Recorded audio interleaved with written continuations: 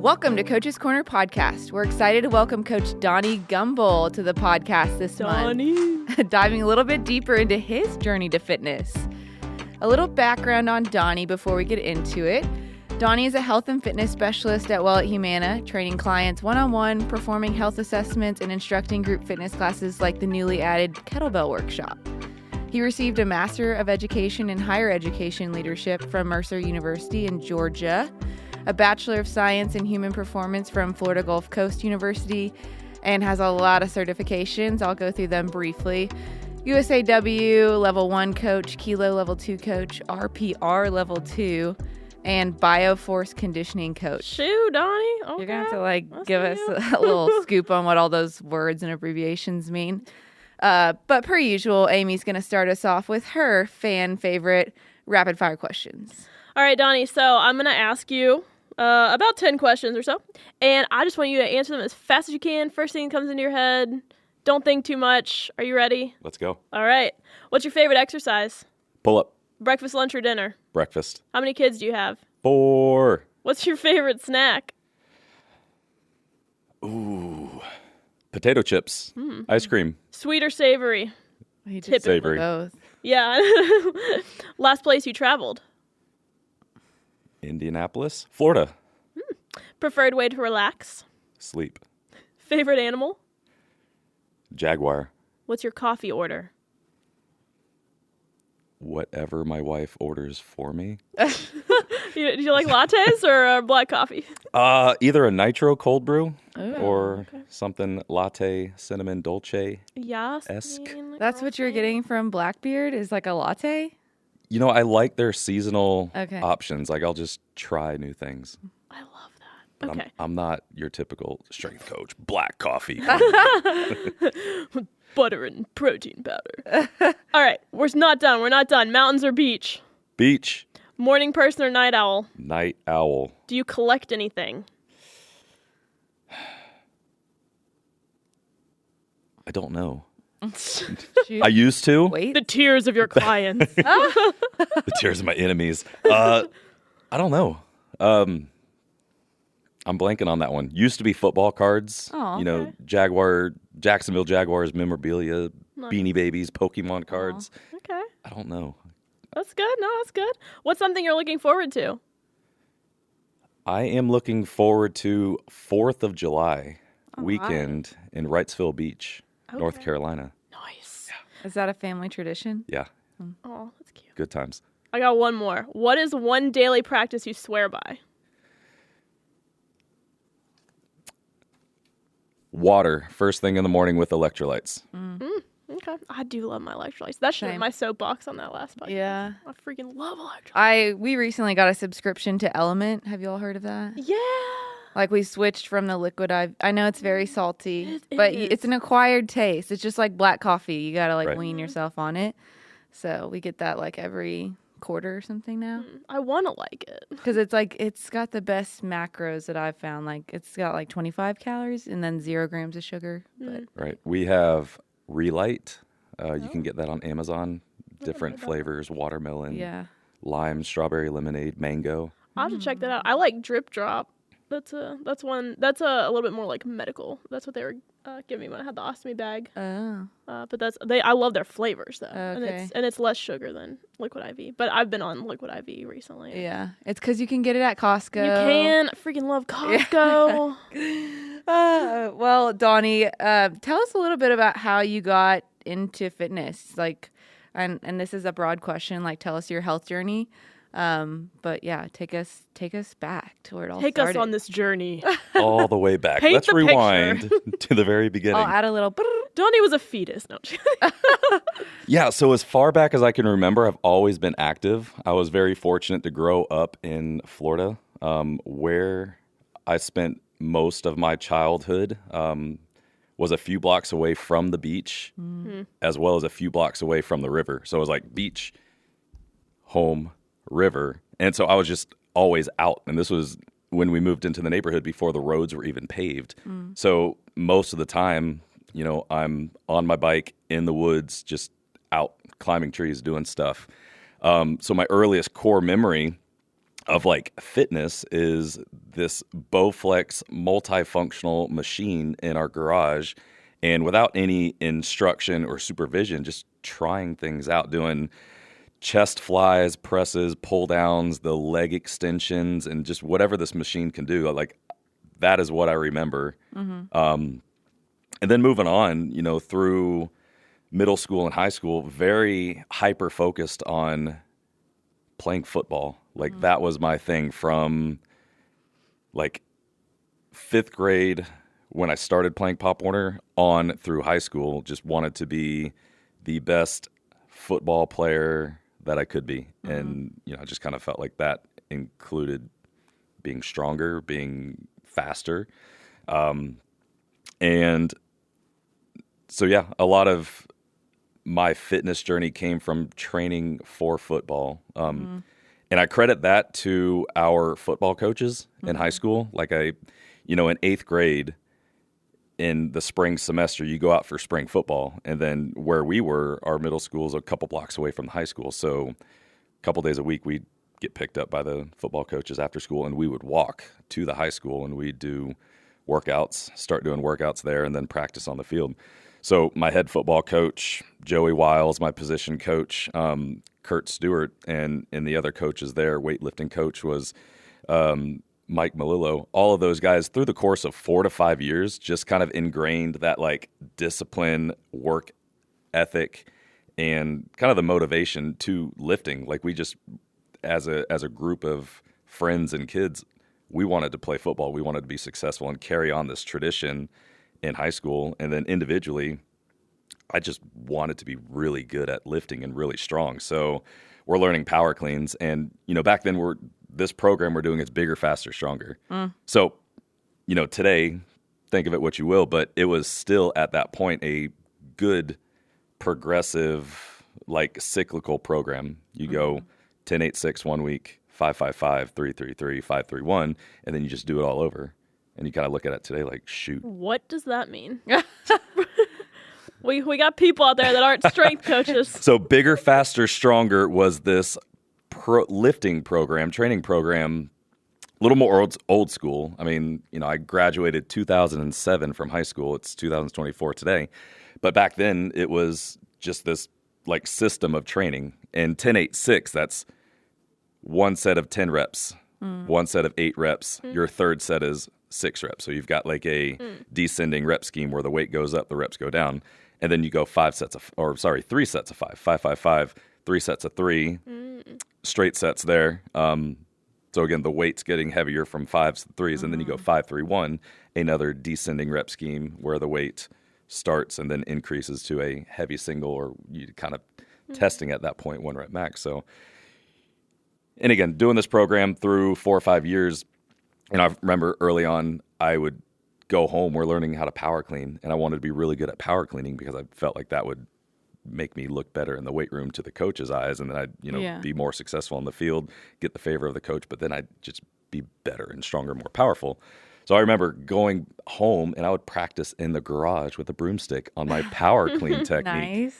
Again, unsupervised, uninstructed, unprompted. That was just kind of my like hyper focus on like being more like just being more powerful, like being into fitness. So I've genuinely been like dialed into exercise and strength and speed and power for a long time. So that was my personal journey. And then kind of professionally, I played 2 years of college football, or participated 2 years in a college football program. I was injured my first, it was like so early on, like it was training camp almost. It was preseason.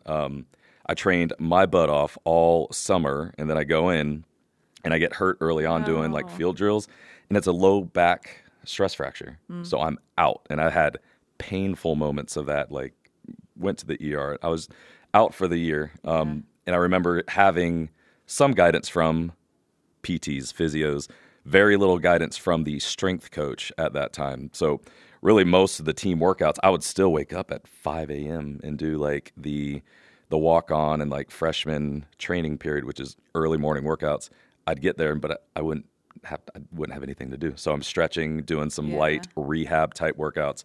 So at that point, that kind of led me into this thought of, I need to figure out what I can do to get better. Because if I'm not having guidance from someone else that how I can actually progress and drive this rehab, then I've got to do some research on my own. Mm-hmm. And then that kind of a snowball effect later on down the line led to a passion or like this desire to help other people, not only rehab and get stronger, but prevent injuries. Mm-hmm. So then, that started out from getting a personal training certification through NASM.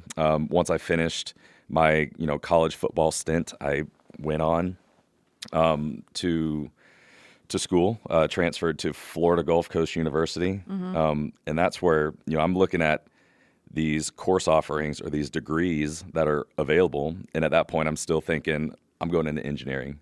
And so I'm looking at all these options of engineering. I don't know what this one is. I'm not interested in that. And then I come across human performance. I'm like, what is that? Mm-hmm. And for those that don't know, human performance is what my undergrad is in. It's exercise science. It is, weight room guy stuff. Mm-hmm. So I found that and I was like, oh, that's interesting. I can get a degree and make a living kind of just being in shirts and a t-shirt and not wear a suit and tie all day and be in an office. And that was like, I think my primary motivator, because I'm still interested in fitness and health and strength and all that stuff. And I'm less interested in wearing like real clothes. Like I put clothes on and I'm like, I'm a robot. I can't turn my neck. So I get certified personal training, and I think of this as a side gig just to provide while I'm in school. Uh-huh. And really, at that point, my ultimate desire is to help and serve other people, whether it's general population, general fitness, or working with athletes. Yeah. All right. So I go from this undergrad degree. I do multiple internships. My first volunteer internship, like none of this is required, but I reached out to Eric Krause, who was the assistant strength coach at Florida Gulf Coast at this time. And I asked, hey, can I shadow you? Can I watch and help a couple days a week? And I did that. He said yes, and I was able to meet him over the summer and just watch what he did. Yeah. And he provided so much valuable information and insight early on. Like I just respect him so much to this day for just kind of like getting me started. Everything from like showing up on time and like what you should do as an intern and as a coach and how you like relate and connect to athletes and what you do for the job. And then from there, my first internship was with Athletes Performance, formerly known as, which is now Exos, who I'm now employed by today. Full circle. And full circle. And here we are. And that was an amazing experience as well. And like at this facility in Gulf Breeze, Florida, like I met a bunch of very influential people who are now influential in the company today, like Russ Orr, Stephen Underwood, Brett Bartholomew was kind of part of the deal back then before he's kind of doing his own thing with Art of Coaching and wrote his book, Conscious Coaching. Anthony Hobgood is still there. He's kind of one of those goats in speed training. Scott Puchek was our intern coordinator. He's now with Education. Again, a guy that I love and respect today. And one of the fellow interns who I met is Rich Pruitt. And he is now the director of performance at the mothership in Arizona. Wow. Doing his thing there. So that was like, I feel like just such a fantastic experience. And in addition to that, I proposed to my wife while we were in Pensacola for that internship. So just a really cool experience and time. For all the ladies out there listening, a very romantic story. Stay tuned for part 2. Okay. Yeah. We'll get the scoop later. Yeah. So my journey just kind of evolved from there, and I met people, and I go from these internships, Athletes Performance. I go to the University of Florida. I then get to my first opportunity at a grad assistantship, and then so at this time my goal is to be a strength coach for a college or professional team. Like just work your way up. That's kind of how it was. So in order to make that progression, you need a master's degree and you need experience. So I apply for this grad assistantship at Mercer University, and I kind of go through the interview process, and I find out that I'm kind of like top 2, but I don't get it. And so the head strength coach at the time was like, well, I'd still like to have you. Like, if you want to come and help on a volunteer basis, I'll do what I can to, get you a gig somewhere else. So I'm like, all right. So it was just something like, all right, do we do this? Do we take the chance? So we trusted that opportunity. I get there, and within the first couple weeks, the guy that is there who did get the grad assistant position that I applied for goes through an interview process and gets hired as an assistant coach at Georgia Southern. And so I'm there, left. He's gone. And I'm standing there with the head strength coach and the head PT and me. And the head coach turns and looks at me, and he's like, so are you still interested in this position? I'm like, yeah, let's go. So I get my master's degree there. I work 2 years. I manage a smaller weight room, and I help with all sports. And from there, I go to Butler for my first paid assistant position. And that was also a very similar position. Like, I apply, I go through the interview process. It is a longer, delayed, drawn-out experience. I'm like, I don't know why this is taking so long. Like, and so we eventually leave Mercer. We move up to Butler before I am offered the position. Oh. So it's like, we're just moving on faith right here. Or we're just crazy. So we move in with my wife's parents, who are like 30 minutes south of Butler University. And we get there, and eventually I get the call and I'm offered the position. And it's not till like a year later I find out from the head strength coach, like, I was trying to hire another guy, but his background check didn't like pan out. So you were the guy, and here you are. And it was a crazy experience. And then, from there I go from college to high school. And that jump was primarily because I'm working with college athletes at Mercer and Butler, and I'm seeing these freshmen come in with all sorts of movement issues, dysfunctions, just poor movers, weak movers. Like, I got to get them a little younger. What are you guys doing? Like, how are we not ready for your highly skilled athletes? Like, you're obviously really good at this level, but you can't move. You're coming in with pre-existing ACL injuries, and it's like, all right, so my kind of passion and my turn changed from like working with these kids that should be already like elite at this level, and then shifting gears to, how can I help the generation before, like set the foundation for whether it's, lifetime fitness or lifelong fitness or, college athletics. Yeah. And so that's where, kind of another story of being like top 2, one or two. I apply for another like head strength position at Flagler College in St. Augustine, Florida, my hometown. And I ended up being top 2. They interview, they hire someone else. That was, I go 2 for 3 on that one. I struck out on that third one. But from there, I start reaching out to local high school athletic directors. And one reached out and he's like, hey, we've actually been thinking about creating this position. Go through this application process, send me your information. We'll go from there. And long story short, I end up getting the job. I spend 2 years at a high school in Florida. I then go and move to southern Indiana to be closer to my wife's family. And I spend 5 years at a high school there. And then career change, I make a pivot. And now I'm back with this company that I highly respect. I've been following them from the jump. And, this has just been an awesome experience where I go from helping athletes, and I'm still very passionate about working with athletes and working performance, but I'm kind of now shifting gears to, general population and kind of working with people. And I find like it's all very similar. Like adults and teenagers have a lot of similarities as far as like how they move and then like how they act and perform. It sounds like your specialty is a lot of like performance. Obviously, your degrees in that, and like it's my background. But I feel like my specialty is just kind of like well-rounded training and kind of like fitness and health lifestyle. Like I've just devoted so much of like my life and passion and interest into like learning everything that I can from nutrition, strength, movement, and like the holistic mindset piece.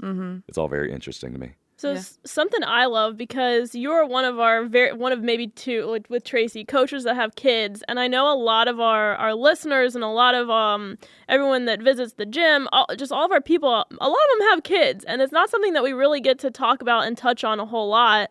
So I would love to just dig in a little bit on, like, you know, you've lived this healthy lifestyle from your childhood, still living this healthy lifestyle. I'd like to know, like, what are some of your healthy habits? And then also, like, how do you do that with a family, and how do you include them in that and carry on, you know, wellness and your passion for wellness in your family? Right. Yeah, that's a great question. I mean, kind of trying to answer this question, we can look at it in terms of like our four like pillars of, you know, from Exos. We'll think of it in mindset, movement, nutrition, and recovery. So my wife and I, we make the conscious decision and effort each day to do these things for ourselves. Our values, our wants, our needs, our priorities, and goals are based around just kind of creating, again, the most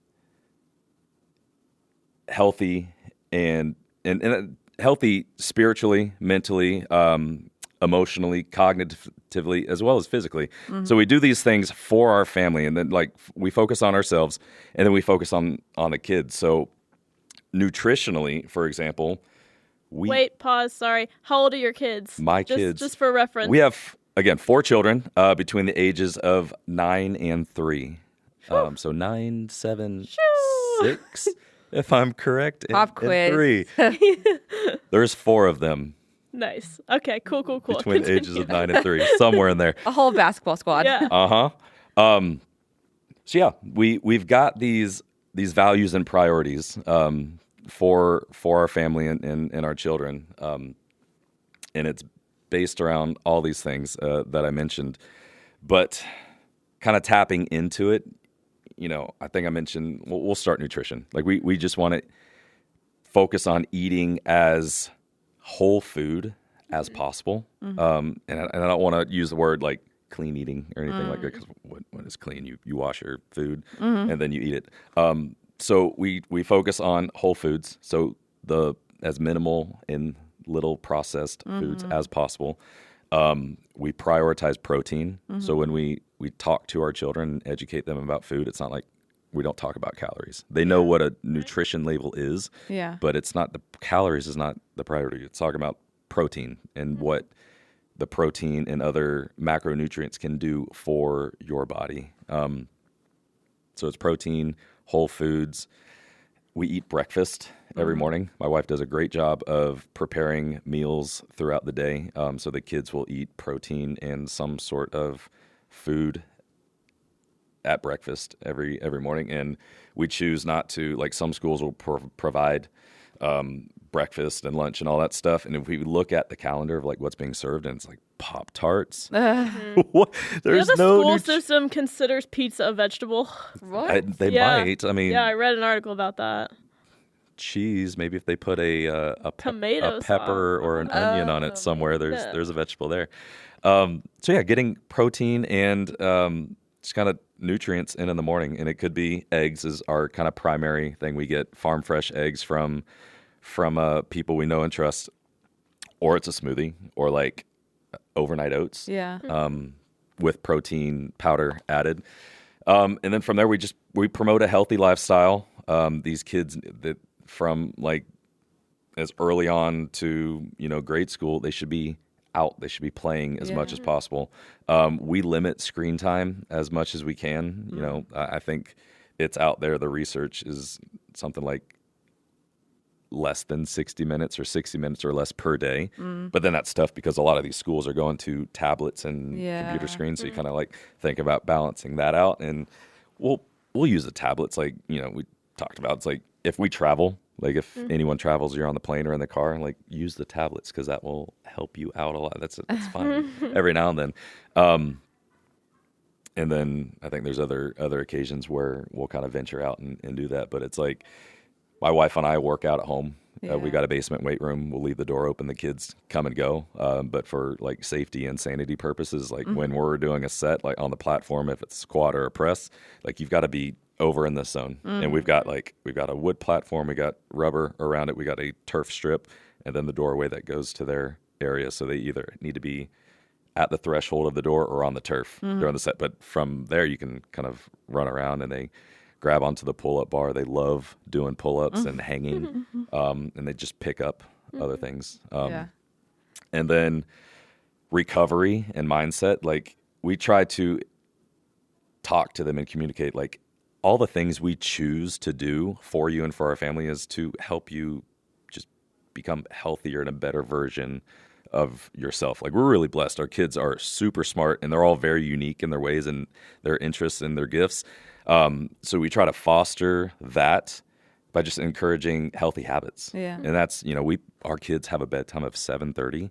Wow. Can I be one of your children? Right. Come on over. Lights are out at 7:30. But I think all four of them now, like my youngest can't read, but because of the older ones who can read, they'll get in bed and then they'll have little like yellow or red night lights, and they'll read until 8 or 8:30 or whenever they pass out. My third child, my youngest son, is starting to read. So now he bunks with his brother in his room.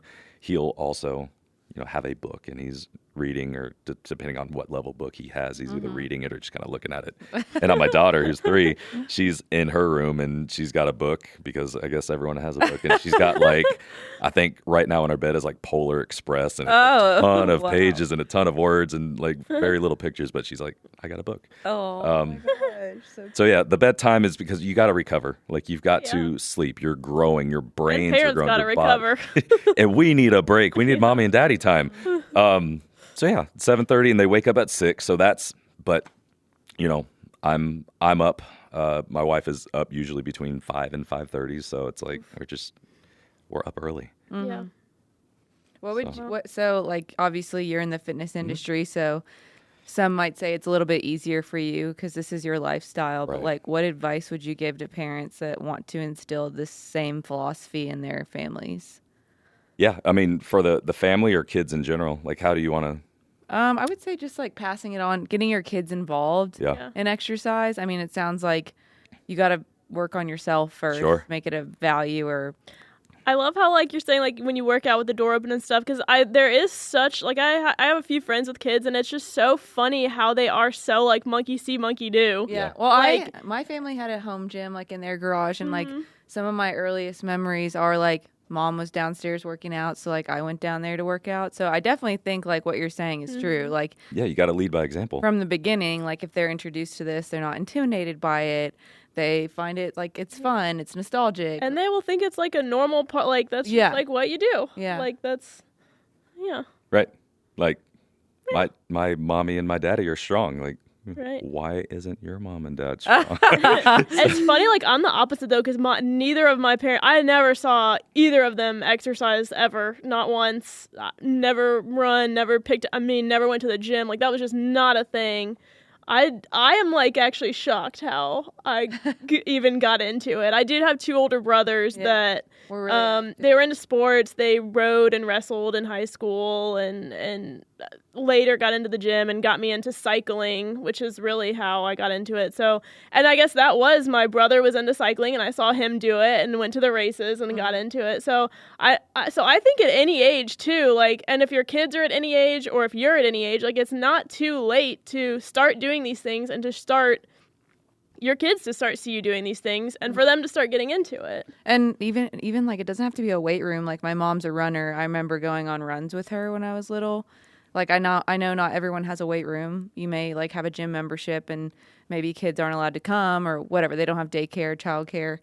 But just like getting them outside and doing something with them, I think is another good way to just introduce that. Or if you have like really little kids, just put on your TV a YouTube workout video and they can see you doing, your body weight squats and stuff like that. There's even quite a few like YouTube videos that incorporate kids, like stuff you can do together, like 100%. Easy movements. There are kids like kids yoga, kids workouts, like it's body weight stuff. So my wife will do once a week like a a dance workout video, and it's like, that's fun. you know, right now our youngest is the only one home, but if anyone else is there, they're either seeing her do it or they're joining in and trying to keep up.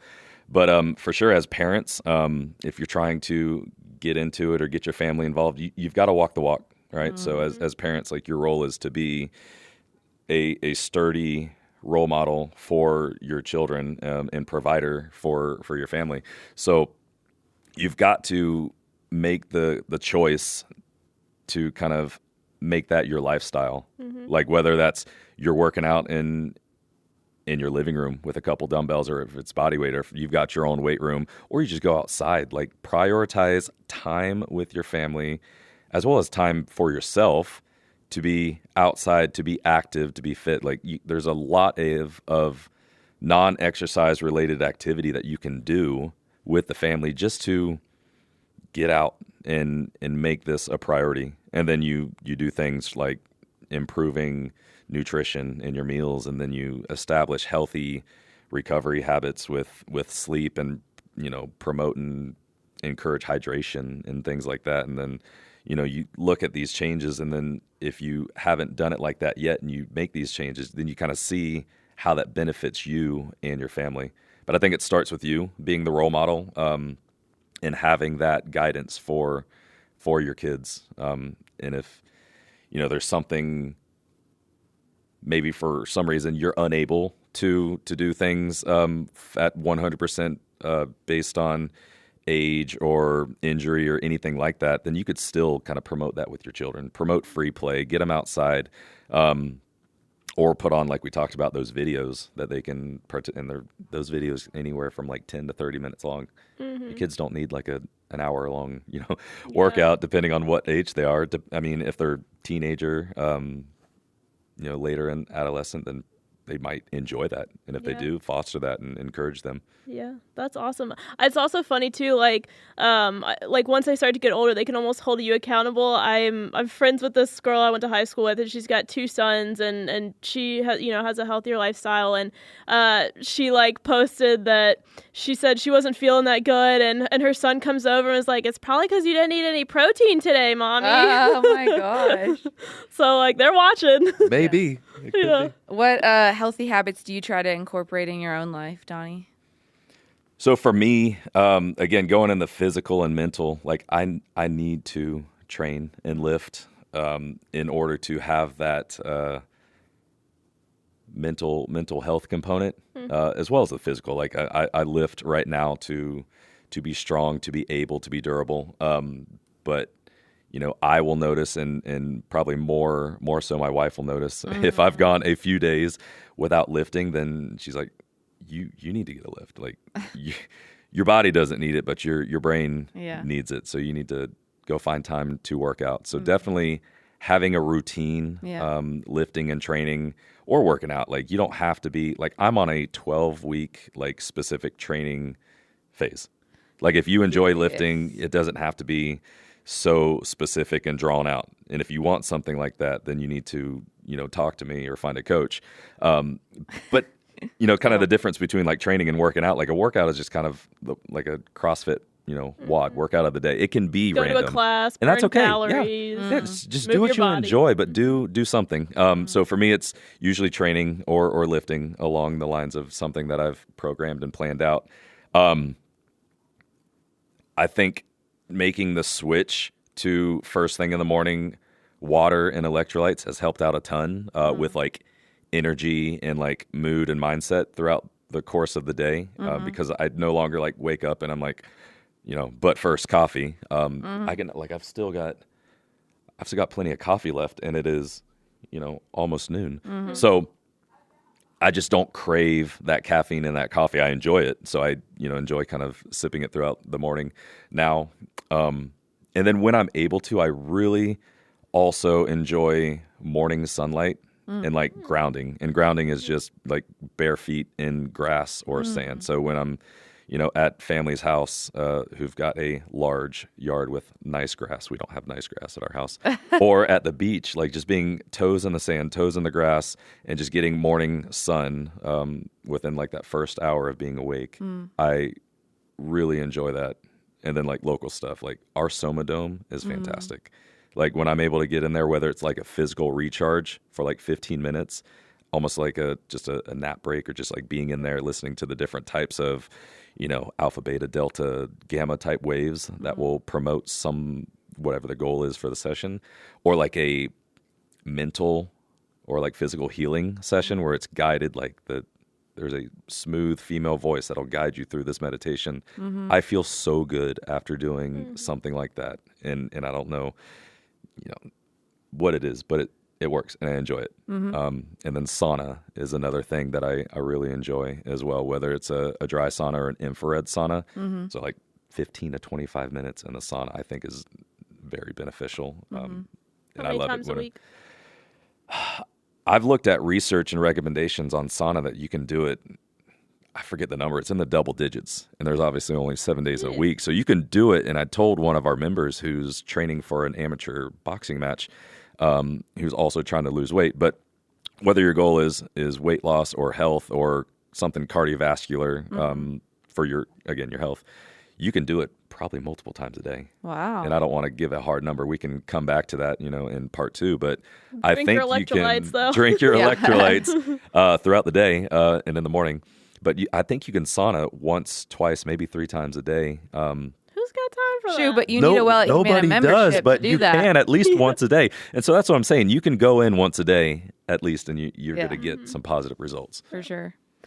One of our favorite questions to ask is, what is your one soapbox moment? And, Amy's had several. We always like to go back to the no drop. He's wearing this. He is. The shoes. He's got them too. He's got those the barefoot shoes. No drop shoes or whatever they are. Zero drop, barefoot, flexible, wide toe box. Yeah. So what is your soapbox moment? Soapbox. What is my soapbox moment? How much time you got? Just kidding. Nothing grinds my gears. I'm cool with everything. What I would like to get on my soapbox about is the topic of youth athletics. And I know there's a ton of different ways I could spin this in directions I could go. But for the sake of being positive and ending on a good note, and again, we got part 2 and part 3 coming up, right? But what I'd like to say, so let's much go. Donnie.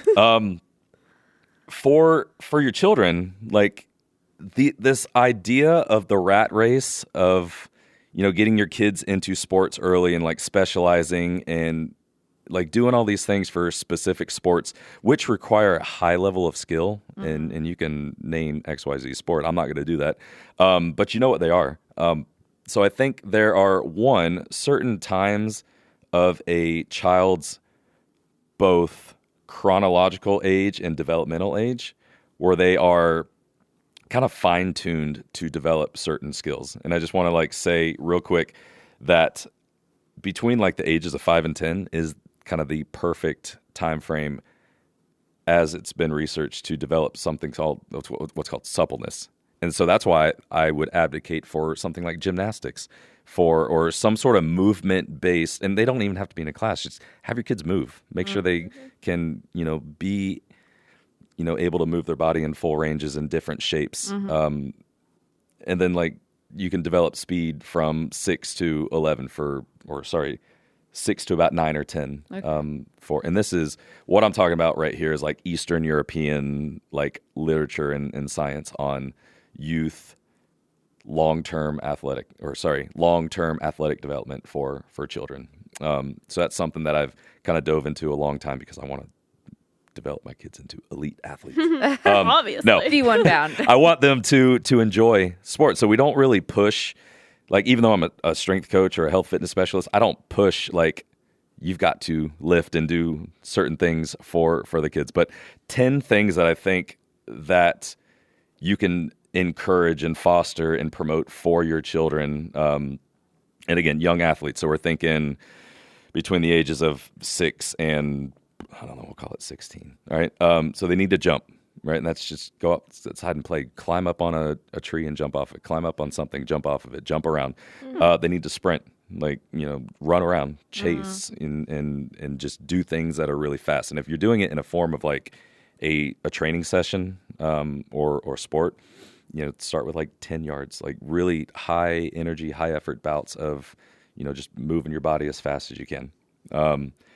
Calisthenics, and that's everything from jumping jacks to skips to hops. Like, you see kids who are like specializing and playing, these sports that require high skill, but they don't know how to run and skip and move their body, yet they're, doing hitting practice and pitching practice and all these specialized practices, but they don't have these basic body movement fundamental skills.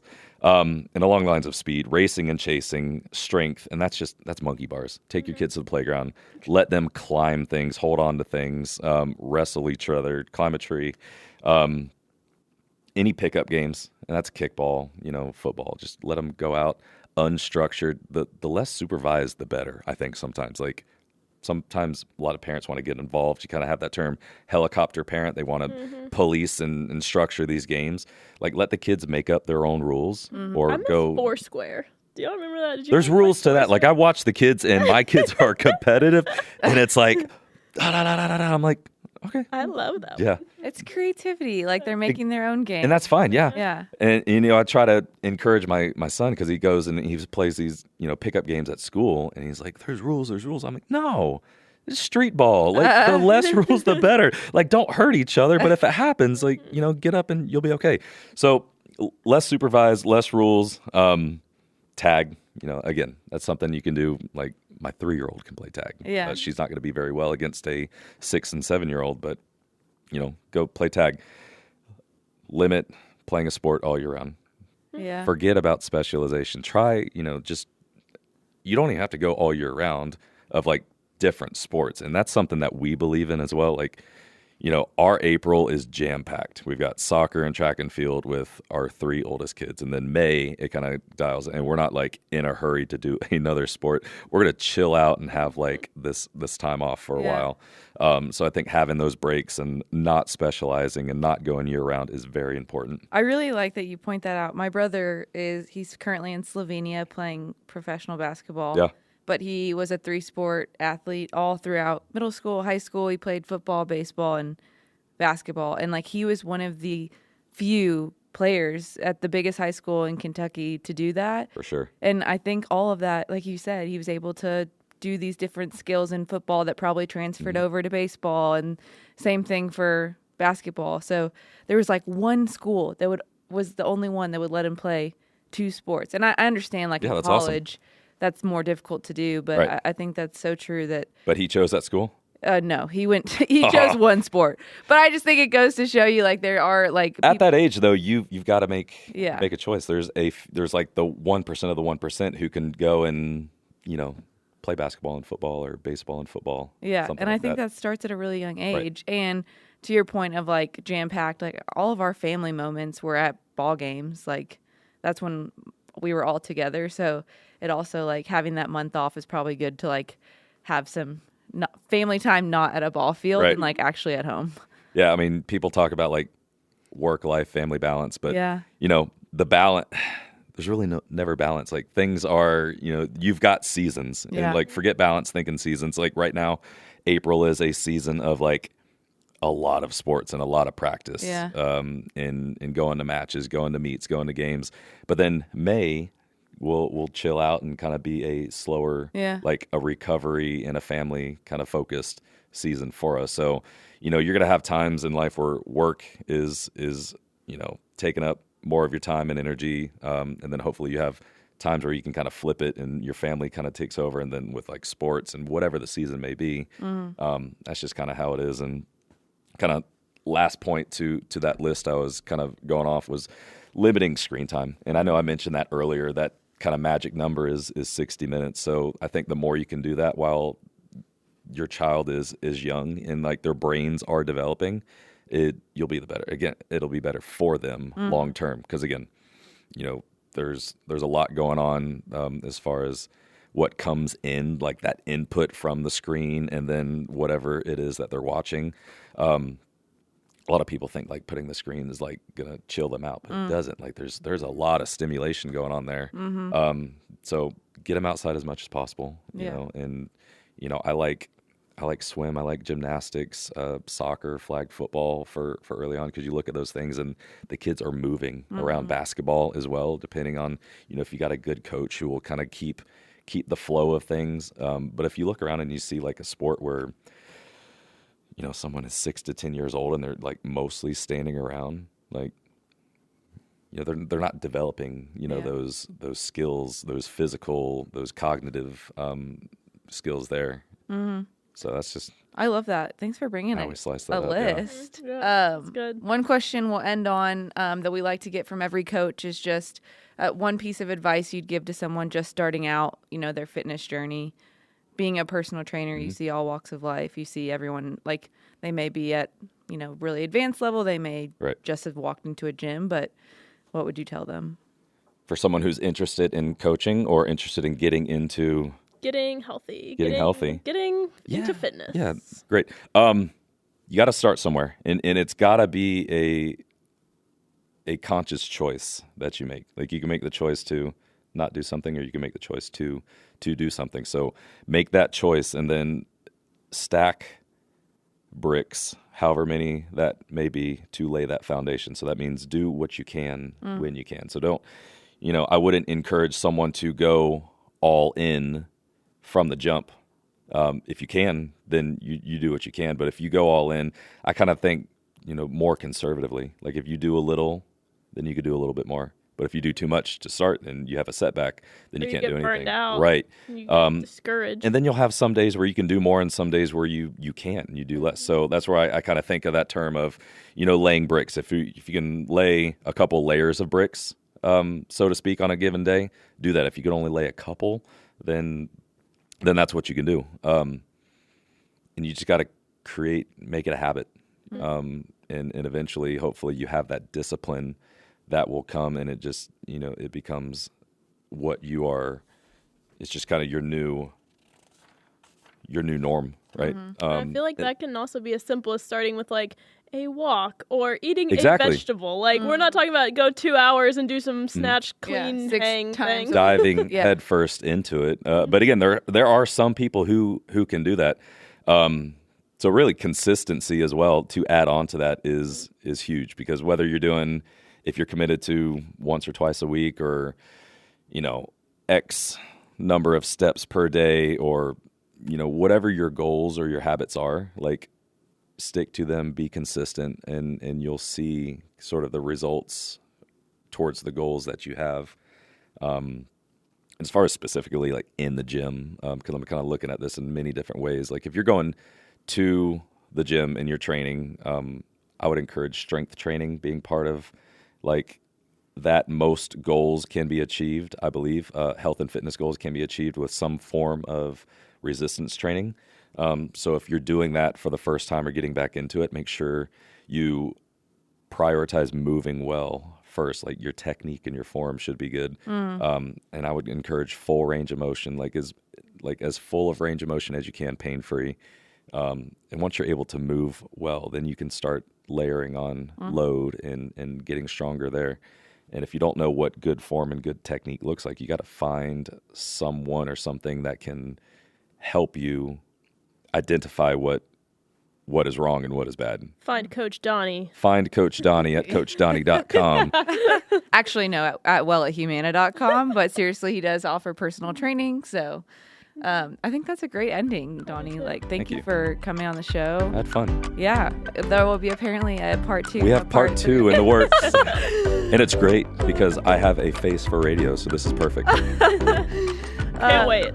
Thanks, everybody, for listening in. We'll be back next month with another coach on the Well at Humana team. Bye, y'all. See you soon. Goodbye.